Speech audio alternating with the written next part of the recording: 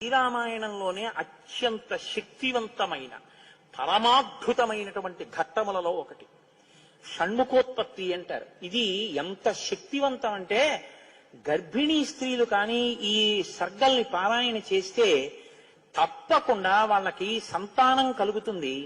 సంతానం ఉత్తమమైన సంతానం కలుగుతుంది. ఎటువంటి సమస్యలు లేకుండా వాళ్ళకి ప్రసవం అవుతుంది. అంత శక్తి ఇందులోనే ఉంది. ఇందులోనే వాల్మీకి మహర్షి కుమార సంభవం అన్న మాట వాడారు. పెద్దవాళ్ళు ఏం చెప్తారంటే వాల్మీకి మహర్షి అసలు ఎప్పుడూ ఫలశ్రుతి చెప్పరు. ఈ సర్గ చదివితే ఇది వస్తుందని చెప్పరు. అట్లాంటి వాల్మీకి మహర్షి గంగావతరణానికి షణ్ముఖోత్పత్తికి ఫలశ్రుతి చెప్పారు. అత్యంత శక్తివంతమైన ఘట్టాలలో షణ్ముఖోత్పత్తి ఒకటి. ఇది విన్నవాళ్ళు సుబ్రహ్మణ్య లోకాన్నే పొందుతారు అంటారు. అంత శక్తివంతం.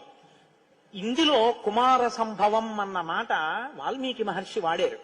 దీన్నే కాళిదాస్ గారు తీసుకున్నారు. తీసుకుని కుమార సంభవం అన్న గ్రంథాన్ని ఆయన ఆ పేరుతోనే రచన చేశారు.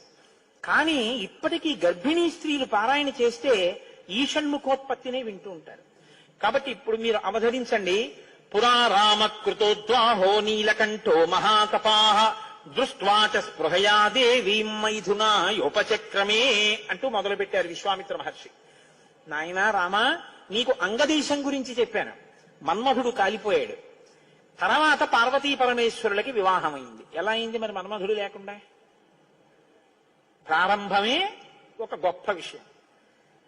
అందరి మీద బాణాలు వెయ్యాలి అంటే చేతిలో చెరుకు విల్లు 5 పుష్ప బాణాలు పట్టుకుని బాణాలు వేసేటటువంటి మన్మధుడు నేను బాణాలు వేసి అందరిలోనూ కామ ప్రచోదనం చెయ్యగలనన్న అహంకారంతో అదే పుష్ప బాణాల్ని తీసుకెళ్లి పరమశివుడి మీద కూడా వేసి ఆయన మనసు కదిపి పార్వతీదేవి యందు అనురక్తుడయ్యేటట్టు చెయ్యగలననేటటువంటి అహంకార బుద్ధితో ఒక్క బాణాన్ని తీసి ప్రయోగించడానికి సిద్ధపడేటప్పటికే బహిర్ముఖుడైనటువంటి పరమశివుడు కనుతెరిచి చూసి తన మీదే బాణ ప్రయోగానికి సిద్ధపడుతున్న మన్మధుడి మీద ఆగ్రహం చెంది 3వ కన్ను తెరిస్తే భస్మ రాశి అయి మన్మధుడు కింద పడిపోయాడు.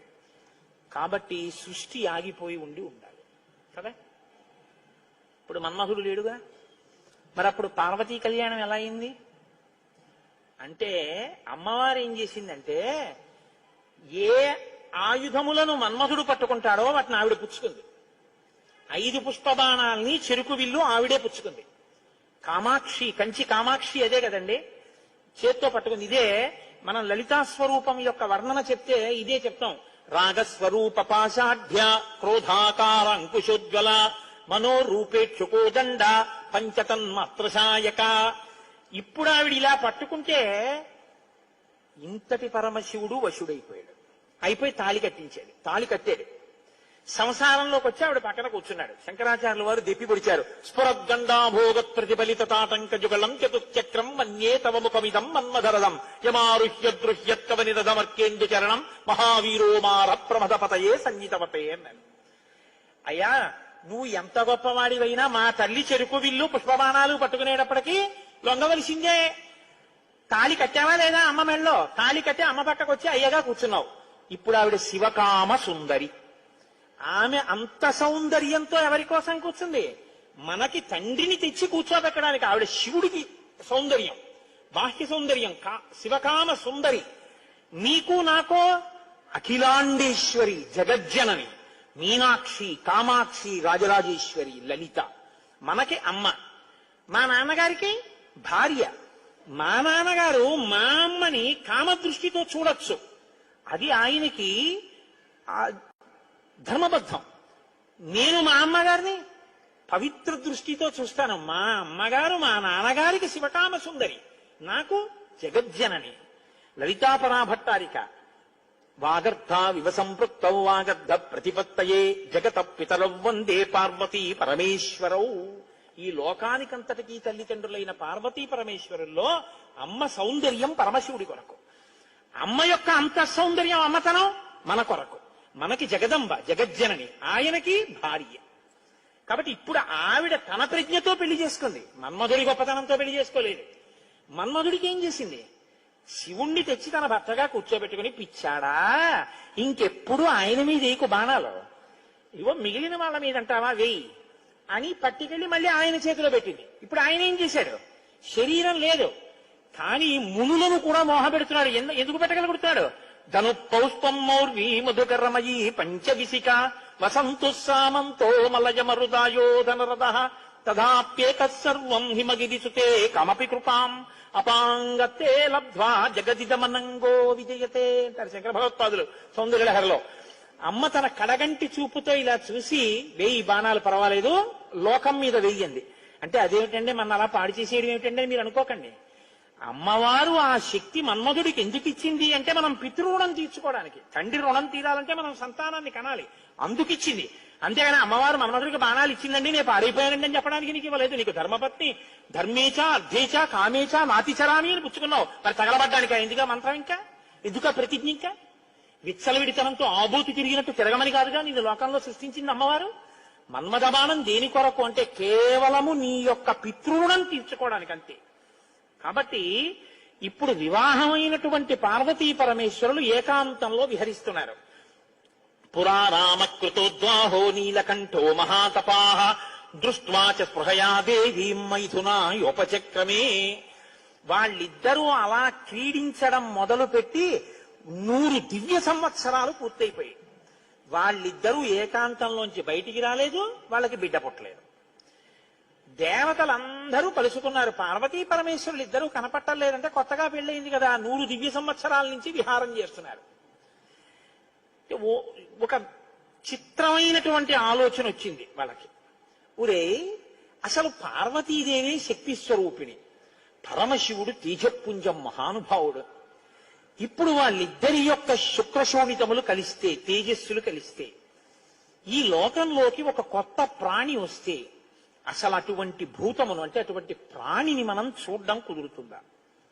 అది ఎంత తేజోవంతంగా ఉంటుంది? ఎవరు వహిస్తారు ఆ భూతాన్ని? ఎవరు చూడగలరు ఆ ప్రాణిని? కాబట్టి మనం పరమశివుణ్ణి వెళ్ళి అడుగుదాం, మీరు రతిక్రీడ విరమించి బిడ్డల్ని కనద్దు అని అడుగుదాం అన్నారు. అయితే మీరు నన్ను మాట అడగచ్చు, ఏమండి బుద్ధి ఉందా అసలు ఈ మాట? వాళ్ళు అన్నారు అనుకోండి, మీరు ఎలా చెప్పారండి అని అడుగుతారు నన్ను. అసలు దేవతలకు ఎందుకండి ఈ వ్యవహారం? వాళ్ళు అలా ఎందుకు అనాలి? అలా అంటే మాత్రం దాన్ని మేము ఎలా అంగీకరించగలం ఈ విషయాన్ని? మీరు కంగారు పడిపోకుండా ఉండండి, నేను తర్వాత చెప్తాను ఎందుకు వస్తుందో. కాబట్టి ఇప్పుడు వాళ్ళందరూ కలిసి ఓ సమావేశం పెట్టుకున్నారు. నిజమే అంటే నిజమే. అందరూ కలిసి కైలాసానికి వెళ్ళారు. బయట నించుని పెద్ద కేకేశారు. ఏమని? దేవదేవ మహాదేవ లోకస్యాస్య హితేరత. ఓ దేవదేవ మహాదేవ, లోకమునకంతటికి రక్షించవలసిన వాడా అని కేకేశారు. వీళ్ళకి ఏం ఉపద్రవం వచ్చిందో అని ఆయన బయటకు వచ్చారు. ఆయన్ని చూడగానే వీళ్ళందరూ నేల మీద పడి నమస్కారం చేశారు.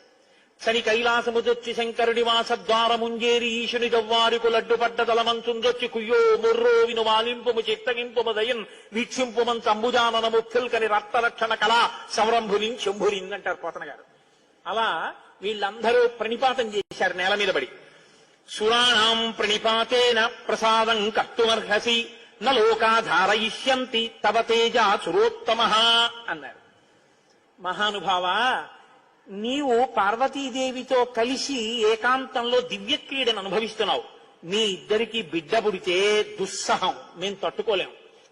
అందుకని నీ తేజస్సుని నీ తేజస్సులోకి అణిచేసేయి, ఆమె తేజస్సుని ఆమె తేజస్సులో అణిచివేయమను.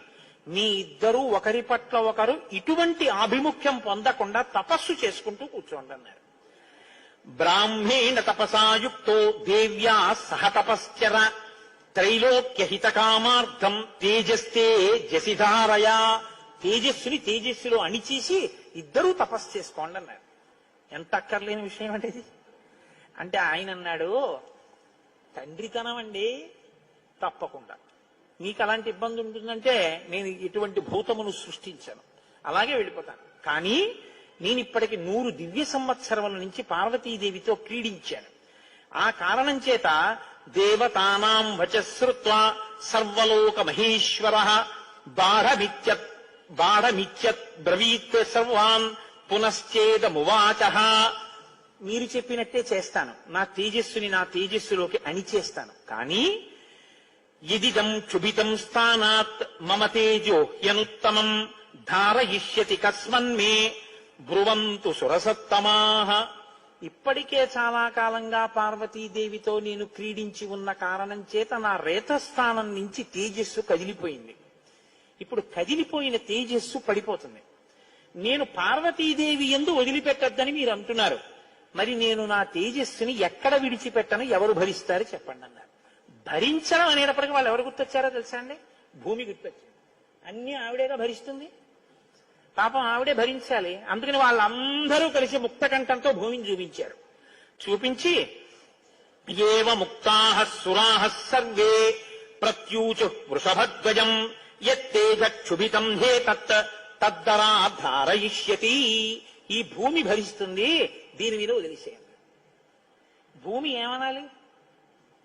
అదేమిటయా, ఆయన భార్య యందు ప్రవేశపెట్టబడవలసినటువంటి శివతేజస్సు నా మీద ఎలా విడిచిపెడతాడు?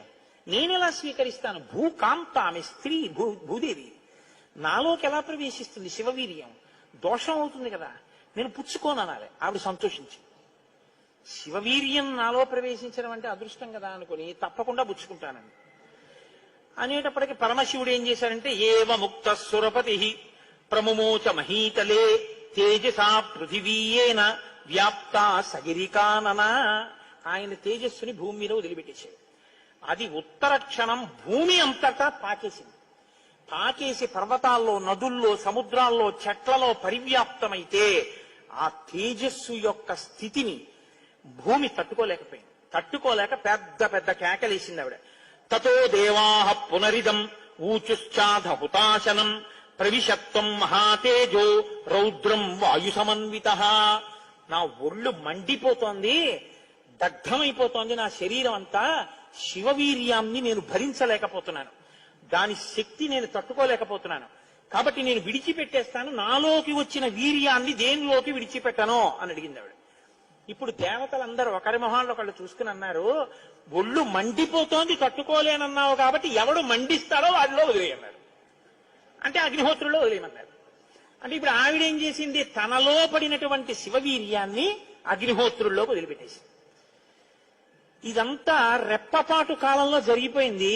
పెద్ద పెద్ద అరుపులు, కేకలు, ప్రార్థనలు, హడావిడి. బయటికి వెళ్ళిన శివుడు లోపలికి రాలేదు. అమ్మవారికి అనుమానం వచ్చింది, ఏం జరిగింది అని. పార్వతీదేవి బయటికి వచ్చింది. బయటికి వచ్చి ఏం జరిగిందని అడిగింది.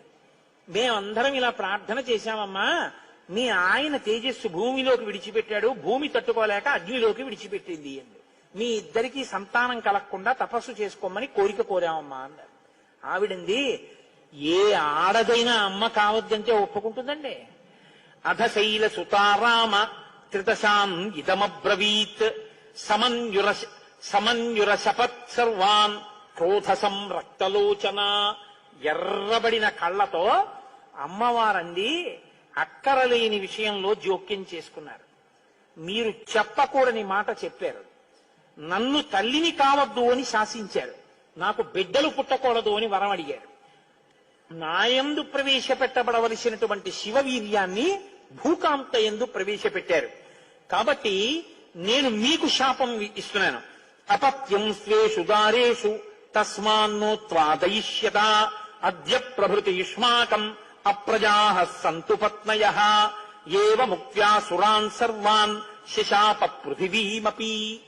ఇక నుంచి మీ భార్యల వలన మీకిక సంతానము కలుగకుండుగాక.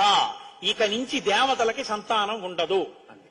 కాబట్టి దేవతల సంఖ్య ఎప్పటికీ 33 కోట్లే.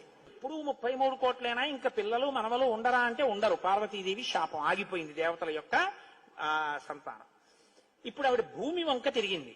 నువ్వు స్త్రీవి కదా, నా భర్త యొక్క తేజస్సుని నేను పట్టవలసింది నువ్వెలా పట్టుకున్నావు? నువ్వెలా స్వీకరించావు నా భర్త తేజస్సుని? అవనేనైక రూపాత్వం బహుభార్యా భవిష్యసి. ఆవిడ్ని శపించింది. నువ్వు ఒక్క రూపంతో ఉండవు. భూమి అని పిలవబడినా నీకు అనేకమైనటువంటి స్థితి కలుగుతుంది. ఒక చోట చౌటు నేల, ఒక చోట నల్ల నేల, ఒక చోట ఎడారి, ఒక చోట పంట పండే నేల. ఇలా నువ్వు రకరకాలుగా అయిపోతావు. అంతేకాదు బహుభార్య భవిష్యసి. నీకు ఒక్క భర్త ఉండడు. నీ భర్త కానివాడి వీర్యం నువ్వు పుచ్చుకున్నావుగా, నీకు ఇంకా ఎంతమంది భర్తలో లెక్కుండదు. అందుకే రాజ్యాన్ని పాలించిన వాడందరూ భూమిపతులే.